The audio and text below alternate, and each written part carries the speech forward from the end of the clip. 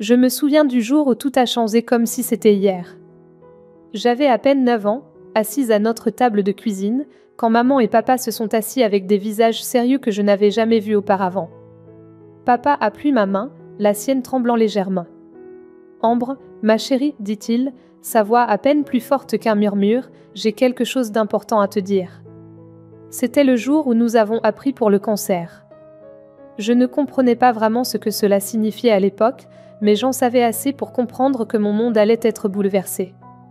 Pendant les 2 années suivantes, notre maison chaleureuse est devenue un va-et-vient constant de médecins, de parents et de visiteurs bien intentionnés. J'ai vu mon père, autrefois fort et plein de vie, s'éteindre lentement. Maman essayait de garder les choses normales, mais rien n'était plus normal. Elle forçait des sourires pendant la journée, mais la nuit, je n'entendais pleurer dans leur chambre. Je m'asseyais devant leur porte, voulant entrer mais ne sachant pas quoi dire. Quand papa est décédé, j'avais 11 ans. Les funérailles ont été un flou de vêtements noirs et de voix étouffées. Maman me tenait la main si fort que ça faisait mal, mais ça ne me dérangeait pas. Je pensais que nous allions traverser ça ensemble. J'avais tort. Une semaine après les funérailles, maman m'a fait asseoir à nouveau, cette fois seule. « Ambre, j'ai parlé à ta grand-mère, dit-elle, sans vraiment me regarder dans les yeux. Je pense que ce serait mieux si tu restais avec elle pendant un moment.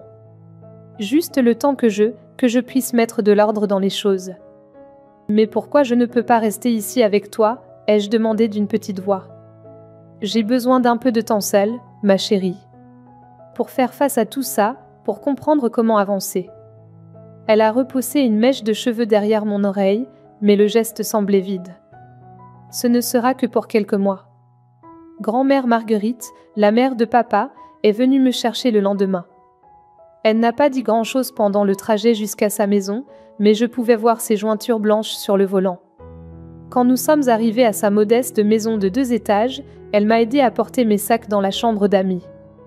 Au cours des mois suivants, maman appelait toutes les quelques semaines. Les conversations suivaient toujours le même schéma.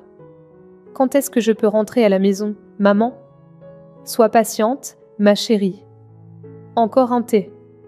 Mais tu me mentes. Tu me manques aussi, mais c'est mieux comme ça pour l'instant.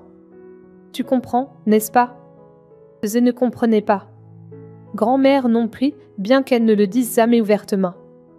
Elle se contentait de pincer les lèvres chaque fois que maman appelait, sa désapprobation évidente dans la façon dont elle s'affairait dans la cuisine, faisant claquer les casseroles et les poêles un peu plus fort que nécessaire. Grand-mère s'assurait que je ne me sente jamais indésirable. Elle cuisinait mes plats préférés, m'aidait pour mes devoirs et me racontait des histoires sur papa quand il était jeune. Mais peu importe à quel point j'étais à l'aise chez grand-mère, ce n'était pas chez moi. Je continuais d'attendre que maman revienne me chercher, qu'elle me veuille à nouveau. Après 6 mois chez grand-mère, maman est finalement venue me chercher. Je faisais mes devoirs à la table de la cuisine quand j'ai entendu une voiture s'arrêter dehors.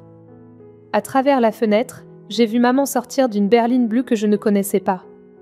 Un homme que je n'avais jamais vu est resté assis côté conducteur. Indre. Maman a fait irruption dans la maison, plus animée que je ne l'avais vue depuis la mort de papa. Ses cheveux étaient coiffés, son maquillage était frais et elle portait une nouvelle robe. J'ai une merveilleuse nouvelle. Grand-mère est apparue du salon, les bras croisés. Sarah, c'est inattendu. Lama. Ambre, je veux te faire rencontrer quelqu'un de spécial. Maman était presque en train de sautiller. Eh bien, il attend dans la voiture, il est un peu timide pour entrer, mais... Elle a pris mes mains. Ambre, ma chérie, je vais me marier. Il s'appelle Robert, il est absolument merveilleux. C'est un homme d'affaires qui réussit et il a 2 filles à peu près de ton âge. Tu vas avoir des sœurs, n'est-ce pas excitant ? J'ai regardé grand-mère, dont le visage s'était figé. Sarah, la voix de grand-mère était prudente, mesurée, tu ne penses pas que c'est un peu soudain ? Oh, Marguerite, quand tu le rencontreras, tu comprendras. Il est parfait pour nous. Ambre, il va être un merveilleux beau-père pour toi, et ses filles, Emma et Lisa, elles ont 9 et 10 ans. Leur mère est décédée il y a 3 ans et Robert les a élevées seuls. Nous allons être une grande famille heureuse. J'ai jeté un coup d'œil par la fenêtre à l'homme dans la voiture. Il regardait droit devant lui, sans même jeter un regard vers la maison. « Allez, Ambre, dit maman, déjà en train de rassembler mes affaires. Rentrons à la maison. Les filles attendent de te rencontrer. » Le trajet jusqu'à la maison a été rempli du babillage de maman à propos de Robert, des plans de mariage et de la perfection de tout. Quand nous sommes arrivés devant notre maison, la maison que papa et maman avaient achetée ensemble, 2 filles étaient assises sur les marches de l'entrée. Elles ressemblaient à des poupées assorties avec leurs cheveux blonds identiques et leurs robes roses. « Les filles » appela maman en agitant la main. « Zéné rencontiez Ambre ?» Je me suis avancée, essayant de sourire. « Salut, je suis. »« On sait qui tu es » me coupa la plus grande, Emma. Sa voix était douce comme du miel, mais ses yeux étaient froids. « Notre père nous a tout dit sur toi. »« Ouais, renchérit Lisa, la plus jeune. Mais juste pour que tu saches, il ne va pas être ton père. C'est notre père.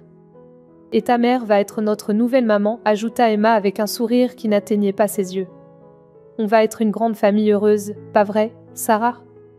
Bien sûr, ma chérie, rayonna maman, complètement aveugle à l'attention. 3 mois plus tard, je me tenais devant un miroir dans une simple robe bleue pendant qu'Emma et Lisa tournoyaient dans des robes de demoiselles d'honneur roses assorties. Le mariage était sur le point de commencer et je pouvais encore entendre les échos de leurs cris de plus tôt.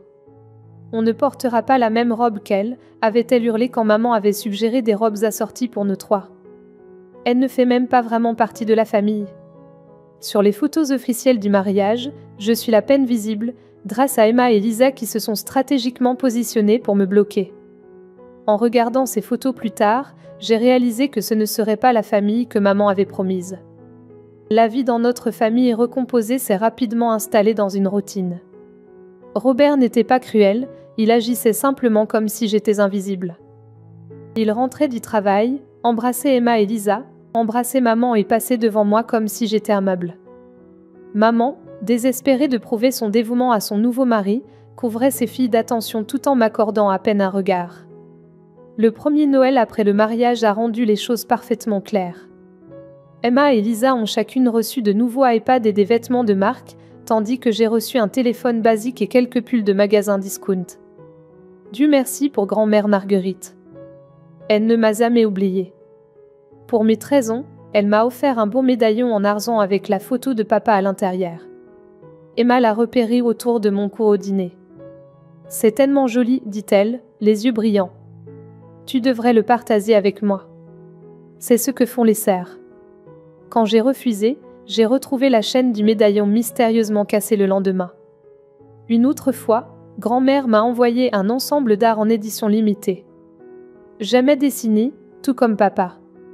Une semaine plus tard, j'ai trouvé mon carnet de croquis trempé d'eau et les crayons coûteux cassés en 2. Quand j'ai confronté Lisa, elle s'est contentée de sourire. « Prouve que c'était moi, dit-elle doucement. « Maman, regarde ce qu'elles ont fait », ai-je essayé de montrer à maman les fournitures ruinées. « Ambre, arrête d'être si dramatique, soupira maman. Tu les as probablement laissées sous la pluie toi-même. Arrête d'essayer de blâmer tes sœurs pour tout. » Puis, quand j'ai eu 15 ans, maman a lâché une autre bombe. Elle était enceinte. La maison a explosé d'excitation, sauf moi.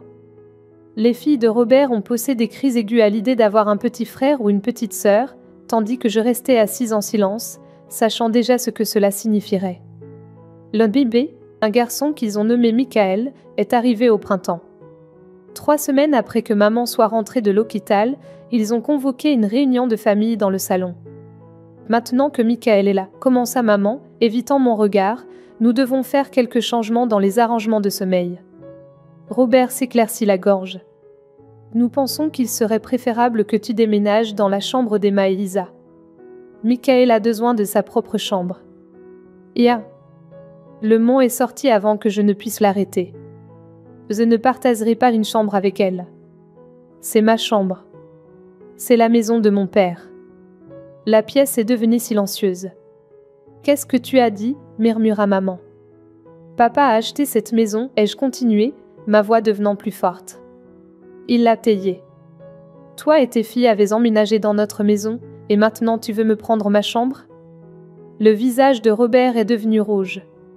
Emma et Lisa étaient assises, la bouche ouverte, pour une fois sans voix. « Comment oses-tu » La voix de maman tremblait. « Comment peux-tu être si égoïste après tout ce que nous avons fait pour toi ?» Des larmes ont commencé à couler sur ses joues. « Robert n'a été que bon envers toi, et c'est comme ça que tu nous remercies. »« Bon envers moi ?»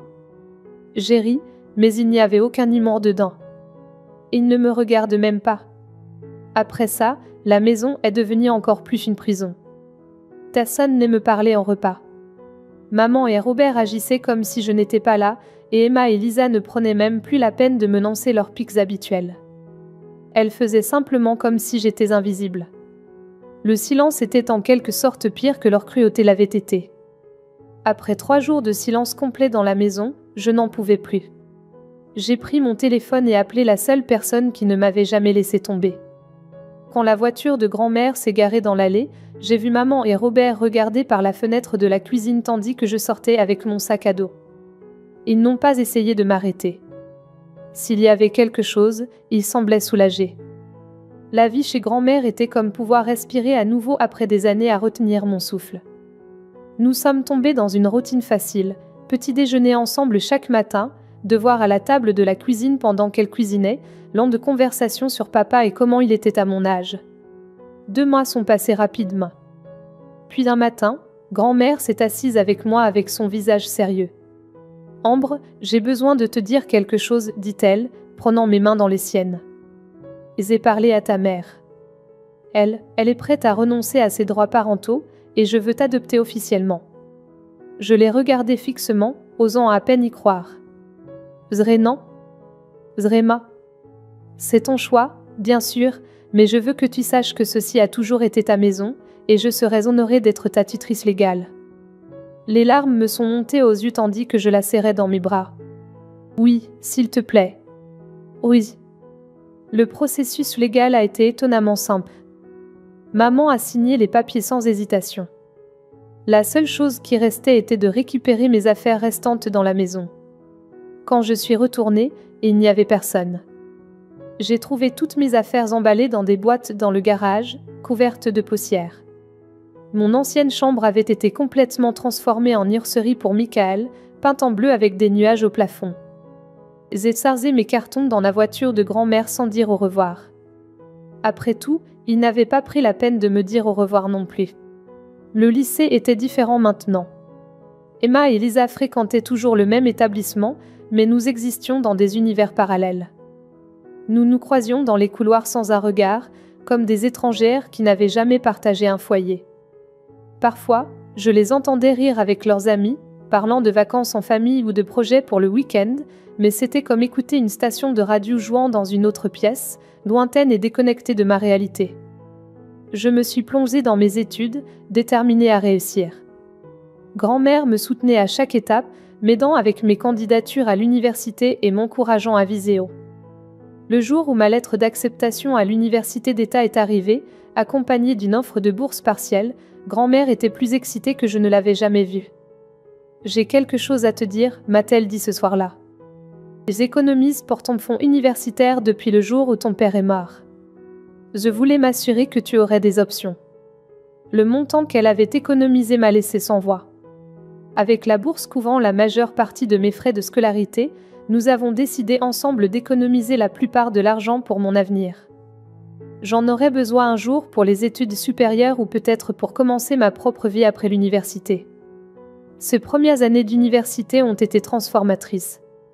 J'appelais grand-mère tous les dimanches, je lui rendais visite pendant les vacances, et je sentais enfin que je construisais ma propre vie. Ma mère, Robert et leur petite famille parfaite sont devenus des souvenirs lointains, comme des personnages dans une histoire que j'avais lue il y a longtemps.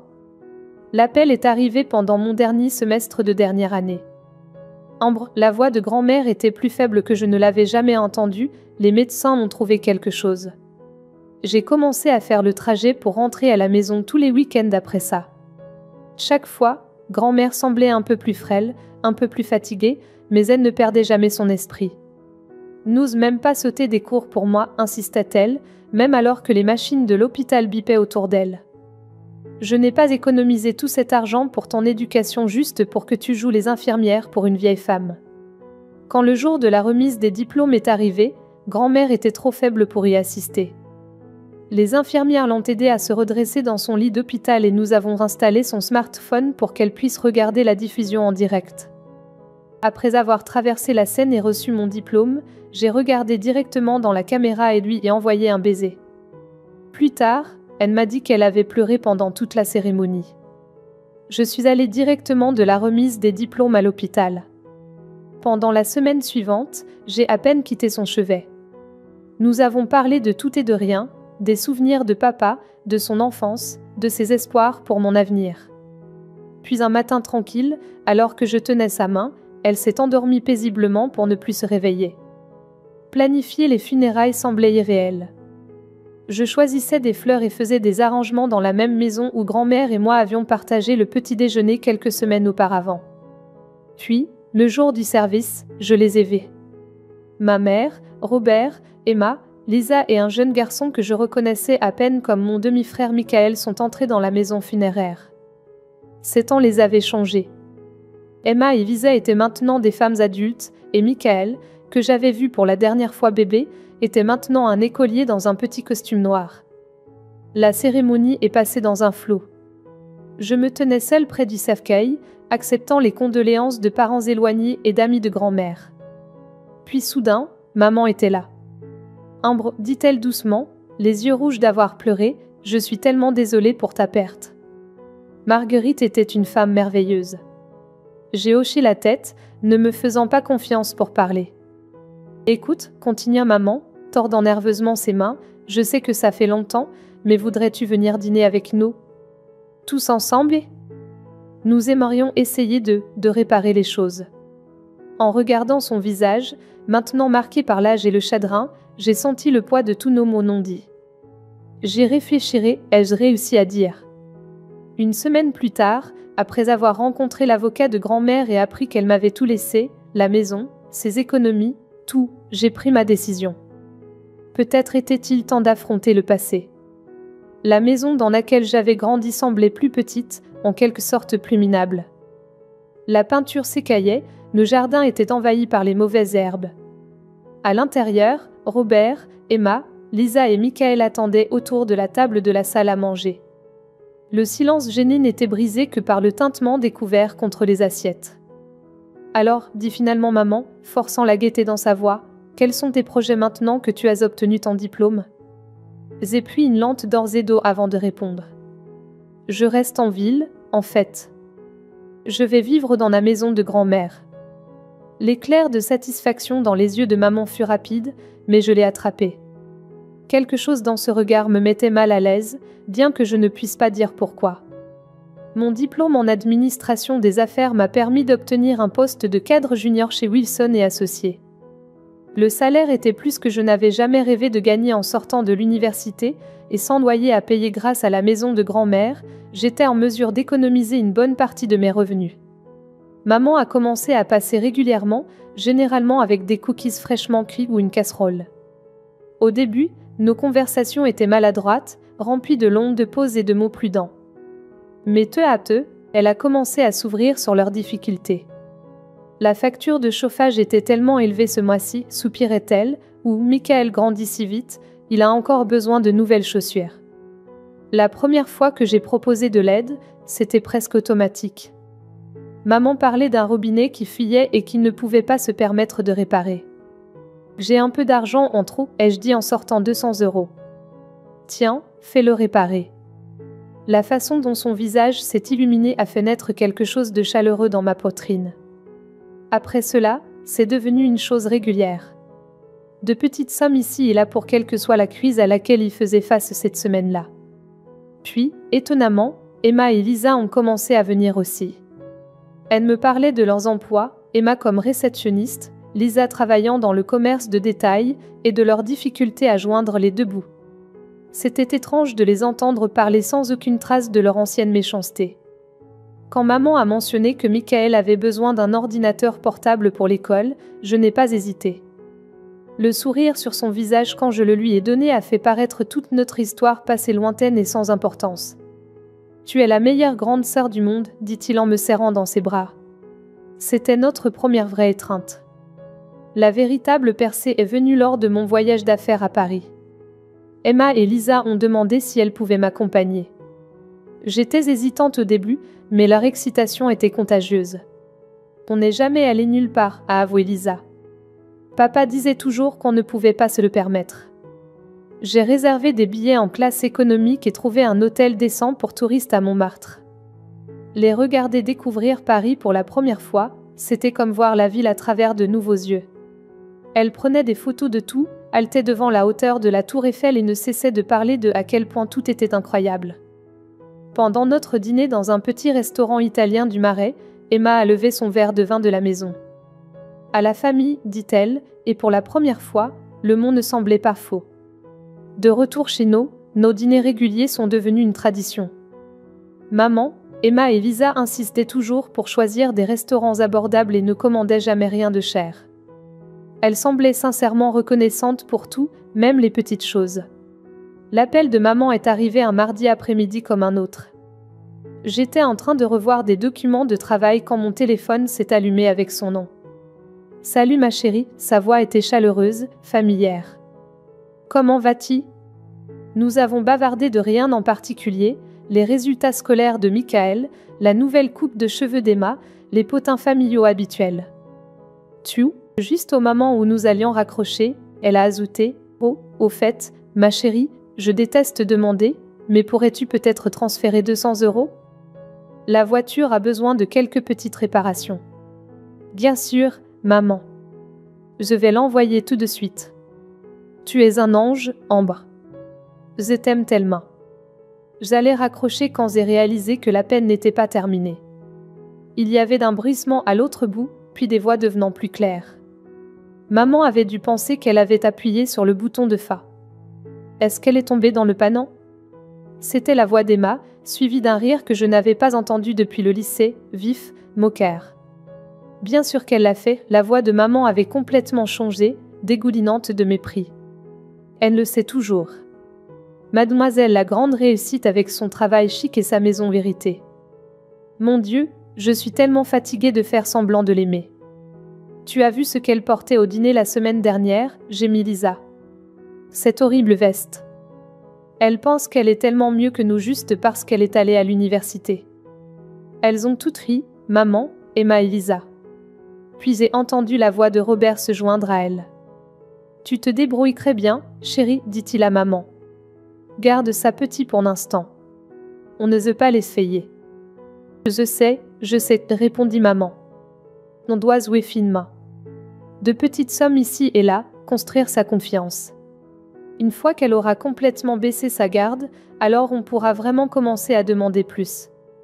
Elle est pleine aux as maintenant avec cette maison, ses économies, son salaire. On doit juste s'assurer qu'elle le dépense pour nous au lieu d'elle-même. Ce n'est pas juste, gémit Emma.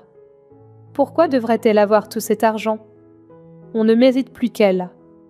Bien sûr que vous le méritez, ma chérie, dit maman. Toi et Lisa êtes 2 fois les filles qu'elle n'a jamais été. Ne t'inquiète pas, on obtiendra ce qui nous revient. Elle est trop stupide pour voir ce qui se passe vraiment. Elle l'a toujours été, tout comme son père. J'ai mis fin à l'appel d'une seule pression de mon doigt, mais leur rire continuait à résonner dans mes oreilles. La famille que je pensais avoir enfin trouvée n'avait jamais existé. Tout n'avait été qu'une élaboration soigneusement orchestrée, avec moi jouant le rôle de la bienfaitrice naïve. Le lendemain matin, le numéro de maman a clignoté sur l'écran de mon téléphone. Ambre, ma chérie, nous organisons un dîner de famille spécial ce soir. Tu viendras, n'est-ce pas? J'entendais maintenant la fausse douceur dans sa voix, la chaleur calculée que j'avais été trop désespérée pour reconnaître auparavant. Bien sûr, maman. À quelle heure? 19h. Tout le monde sera là. Quand je suis arrivée à la maison, ils m'attendaient tous. Maman avait préparé mes lasagnes préférées. Emma et Lisa étaient habillées, jouant parfaitement leur rôle. Même Michael semblait avoir été entraîné à être particulièrement affectueux. Ambre, maman s'est précipitée pour me serrer dans ses bras. Tu as l'air fatiguée, ma chérie. Le travail te tient occupée? J'ai retourné son étreinte mécaniquement, remarquant comment elle échangeait des regards rapides avec Robert tout au long du dîner. Ils ont maintenu leur performance pendant tout le repas, me posant des questions sur mon travail, riant aux blagues des uns et des autres, jouant la famille parfaite. Je les observais comme si je regardais une pièce de théâtre, notant chaque sourire forcé, chaque geste calculé. Finalement, alors que nous terminions le dessert, maman s'est éclairci la gorge. « Ambre, ma chérie, nous voulions en fait te parler de quelque chose d'important. » Elle a pris la main de Robert, leur geste répété pour les conversations sérieuses. « La maison, commença-t-elle, eh bien, nous avons eu quelques problèmes structurels. Les fondations ont besoin de réparations urgentes. Nous avons obtenu des devis, ajouta Robert, essayant de paraître paternel. Ça va coûter environ 10 000 €. Maman s'est penchée en avant, les yeux grands ouverts et pleins d'espoir. On déteste demander, mais puisque tu t'en sors si bien. J'ai souri, et j'ai vu le visage de maman s'illuminer de triomphe. Elle pensait qu'elle m'avait tue. Non, le mot est tombé dans le silence comme une pierre dans l'eau calme. Floi. Le sourire de maman a vacillé. J'ai dit non. Pas 10 000 €, pas 10 €, pas d'un centime de plus. Emma et Lisa m'ont échangé des regards confiés. Robert s'est redressé sur sa chaise. Mais ma chérie, commença maman, on a vraiment besoin.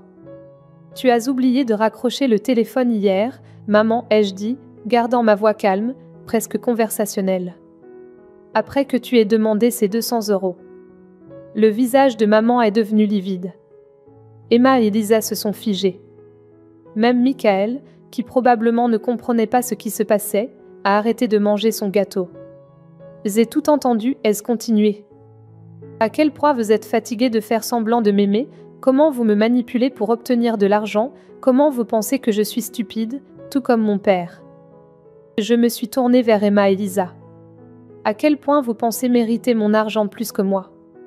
On plaisantait juste, s'est exclamé Lisa. Ce n'était pas sérieux, Ambre. Ma chérie, maman a tendu la main vers la mienne. Je n'ai retiré. La seule chose que j'ai mal comprise, c'était de penser que vous aviez changé, ai-je dit en me levant de table. Mais vous savez quoi? Je devrais vous remercier. Vous m'avez enfin montré qui vous êtes vraiment, et maintenant je peux arrêter de perdre mon temps à essayer de construire une relation avec des gens qui ne me voient que comme un distributeur automatique de billets. Je suis sortie de cette maison pour la dernière fois, ignorant leurs appels derrière moi. Mais bien sûr, et non pas abandonnés facilement. Les appels ont commencé cette nuit-là. D'abord maman, puis Robert, puis les sœurs. Des messages vocaux, des SMS, des emails, tous implorant le pardon, affirmant que c'était juste une blague, que je réagissais de manière excessive. Quand j'ai bloqué leur numéro, ils ont commencé à se présenter chez moi, frappant à ma porte à toute heure. Je savais que j'avais besoin d'une rupture nette. Le lendemain matin, je suis entrée dans le bureau de ma patronne. Janet, vous vous souvenez quand vous avez mentionné l'extension du bureau de Paris il y a 2 semaines? 2 semaines plus tard, j'avais en main une approbation de transfert. J'ai mis la maison de grand-mère en vente avec un agent immobilier et elle s'est vendue rapidement. Le marché était bon et elle était dans un emplacement de choix. J'ai trouvé un bel appartement dans le 16e arrondissement de Paris, avec de grandes fenêtres et une vue sur le parc qui aurait fait sourire grand-mère. Parfois, lors de soirées tranquilles, je pense à elle. Maman, Robert, Emma, Lisa et le petit Michael. J'espère que Michael grandira pour être différent d'eux, mais je ne regrette pas ma décision. J'ai appris que la famille ne concerne pas le sang ou les documents légaux. Il s'agit d'amour. Un vrai amour, pas celui qui vient avec des étiquettes de prix et des faits cachés.